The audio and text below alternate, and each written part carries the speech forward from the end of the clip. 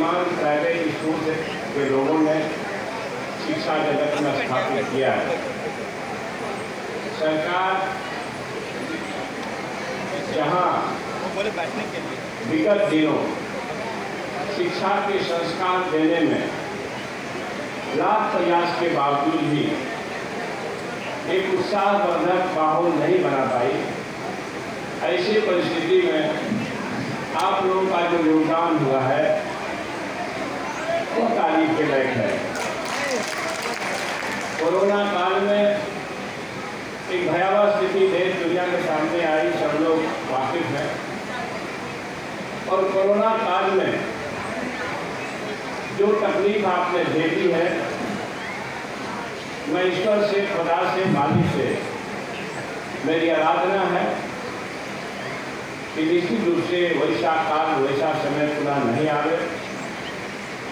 क्योंकि ये महसूस करने की बात है कि वर्षों स्कूल में बच्चे नहीं गए, शिक्षा व्यवस्था कमजोर पड़ी काफ़ी, और बेरोजगार साथी जो इसमें काम कर रहे हैं उसके सामने आर्थिक तंगी की स्थिति पैदा हुई और वह भयावह थी, वो शब्दों में बयां करने लायक नहीं है। राजनीतिक मुखिया नीतीश बाबू शिक्षा के प्रति बच्चों के आकर्षण के लिए, माता पिता के आकर्षण के लिए एक से एक ऐतिहासिक काम किए। मसलन साइकिल योजना, पोशाक योजना, प्रोत्साहन राशि योजना, एक ऐसा स्कीम लोकप्रिय हुआ। बच्चे स्कूल तो गए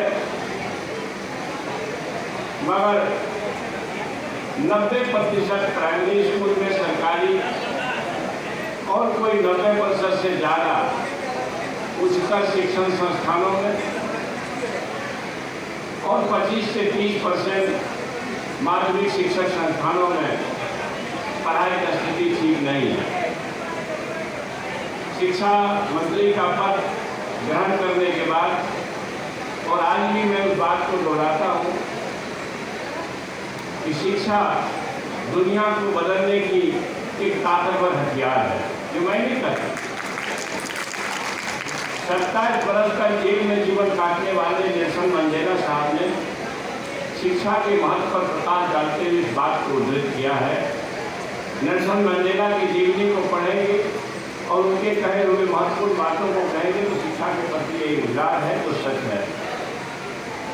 हमारा देश भारत एक जमाने में विश्व गुरु था, एक जमाने में सोने की चिड़िया कहीं जाती थी, और वो काल अगर आप याद करेंगे तो निश्चित तौर पर आप महसूस करेंगे कि वो काल था बुद्ध का विचार का। भारत ने दुनिया को चक्रवर्ती सम्राट दिया, चक्रवर्ती सम्राटों का बिहार है यह, और एक अकेला मगध देश ने 4 चक्रवर्ती सम्राट दिए, जरासंध से लेकर के अशोक महान तक। दुनिया को प्रशासन बिहार ने सिखाया। शेखर मेहता साहब दुनिया को प्रशासन बिहार ने सिखाया, इतिहास गवाह है। दुनिया को गणतंत्र बिहार ने सिखाया, इतिहास गवाह है। दुनिया को अहिंसा बिहार ने सिखाया। भगवान बुद्ध की अहिंसा ये जग जाहिर है। भगवान बुद्ध से पहले हमारे हिंदू धर्म में मैसेकर व्यवस्था थी, महाबली प्रथा थी, और उसके कारण जो दुर्गति देश भोग रहा था, तो भगवान बुद्ध जब आए तो अहिंसा को साथ लेके आए।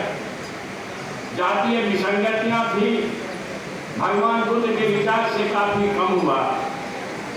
और आपको यह भी पता है कि गणतंत्र की जननी भी बिहार है, वैशाली का लिच्छवी स्टेट है। शायद आपको यह जानकर और भी गौरव होगा कि आप उस बिहार में पैदा हुए हैं जिस बिहार को ज्ञान की भूमि कही गई है। यही मगध का एक धरती है जिसको ज्ञान की भूमि कही गई है। दुनिया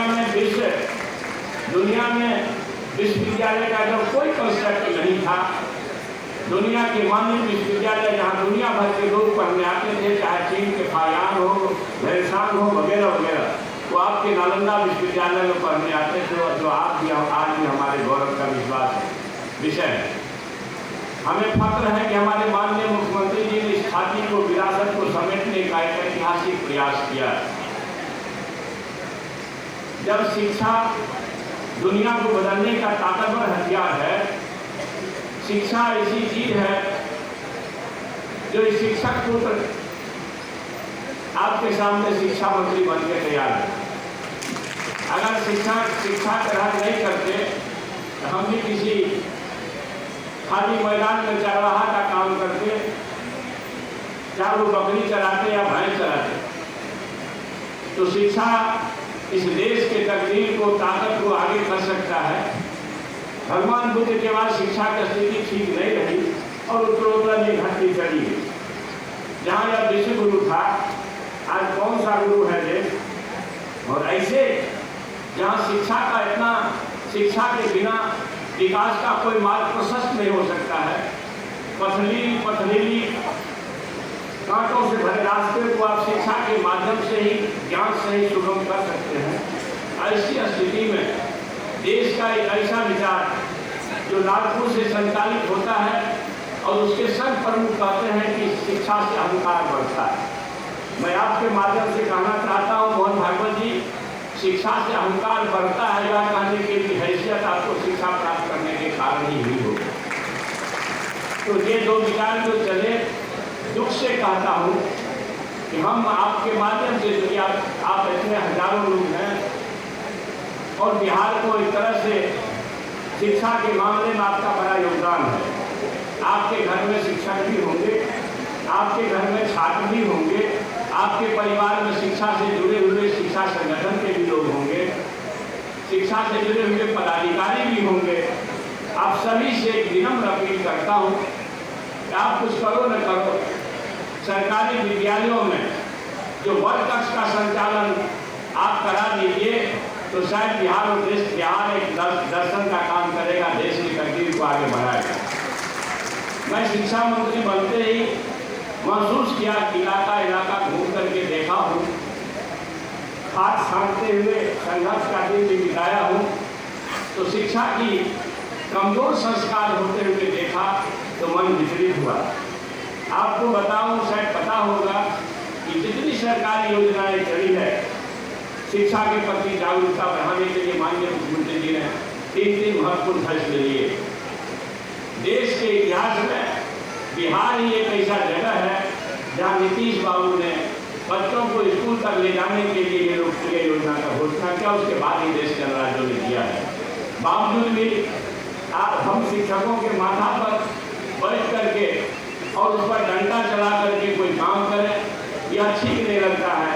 एक शिक्षा मंत्री को शिक्षक के विरुद्ध कोई कार्रवाई करना पड़े, यह चिंताजनक होगा। लेकिन अगर वह स्थिति पैदा होगी तो हम जानते हैं, हमको ये शिक्षा का महत्व पता है, इसलिए शिक्षा के लिए प्राण भी न्यौछावर करना पड़ेगा लोगों को शिक्षित करने के लिए। तो उसमें आपका मंत्री कमी करने वाला नहीं। हमारे लोगों से कहना चाहता, सरकारी स्कूलों में समग्र शिक्षा अभियान चलता है। हमारी जो मौजूदा सरकार है भारत में, वो नाम बदलने में माहिर है। चाहे रेलवे का नाम बदल दो, स्टेशन का नाम बदल दो, राजनीतिक मंत्री नहीं है, मगर सच आपके सामने ना कहो कि आप भी गुनाह है। नाम बदलने में माहिर है। 11 लाख करोड़ रुपया इस पूंजीपति मित्रों का माफ कर दिया गया। अगर शिक्षा होता देश के कण में, एनपीए का मतलब लोग समझते हमारे देशवासी, तो जान लीजिए जैसे श्रीलंका में राजा को भगा दिया गया राष्ट्रपति को, वैसे देश से भी भगा देता लोग। ये शिक्षा हमारी कमजोर है, जो लोग बात समझने के लिए उसी का लाभ उठा रहे हैं। जहाँ शिक्षा दुनिया को बदलने का ताकतवर हथियार है, वही था मुक्त बनाने का। प्रभु परमात्मा खुदा ईश्वर कोई जात बना के नहीं गए। भारत में या यूं कहो कि हिंदुस्तान में या फिर हिंदू संस्कृति में ये 6,743 जातियां हैं। 6,743 जातियां भारत सरकार के बजट में। और अगर दिमाग तो रहिएगा 194 94 कितना देश है, मेरा विषय कमजोर है उस मामले में। 194 देश में एक नेपाल हिंदू देश था, एक भारत जहाँ हिंदू बहुसंख्यक है, और हमारे छपरा का सब लोग जाकर मॉरिशस में बस गया है। शिवसागर, राम गुलाम, क्या क्या नाम है, अगलू जगन्नाथ, सब छपरा का लोग है। ये 6743 जातियाँ इस 3 देश के सिवा दुनिया के किसी देश में नहीं है। इसका मतलब है अगर भगवान जी जात का बीज लगाए होते तो 3 देश को 3 देश कहीं नहीं लगाते, दुनिया में भी बीज छीट दे। इसलिए ये जाति व्यवस्था, जातियाँ ईश्वरीय नहीं है, और जो ईश्वरीय नहीं है उनको मानने की जरूरत नहीं है। उसका न पानी पियो, उसका न देश छुओ, उसका न खाना खाओ। ये शैतानों द्वारा लाया गया एक व्यवस्था है, और इंसान जो एक शैतान के रूप में काम कर रहा था, उसकी व्यवस्था को मानने की जरूरत नहीं है। अगर महापुरुष जो भी हुए, प्रोफेट हुए, मोहम्मद साहब, राम जी हुए, कृष्ण जी हुए, भगवान राम जी को जब यह अनुभूति हुई कि भाई ये जाति व्यवस्था तो समाज को खत्म कर देगा, उसका न पानी पियो, उसका न खाना खाओ, विचलित हुए भगवान राम जी। आप लोग जानते होंगे कि भगवान जी राम जी सबरी के दूध पर खाए।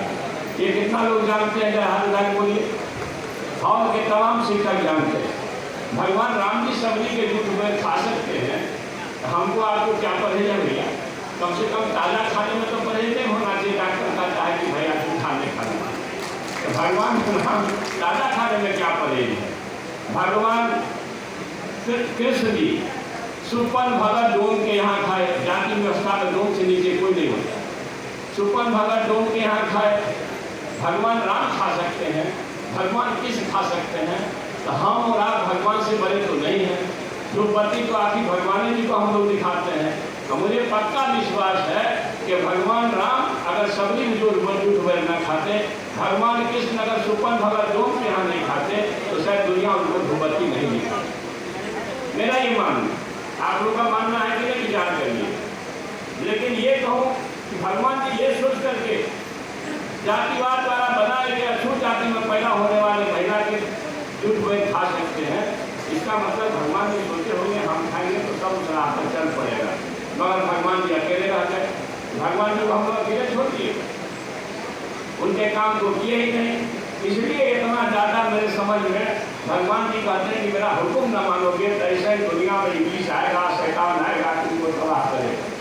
इसलिए भगवान के किए हुए बात को अगर मानेंगे तो मैं उम्मीद करता हूँ समाज समरस होगा, समाजवाद आगे होगा, सामाजिक न्याय आगे होगा, नफरत भागेगा, मोहब्बत आगेगा।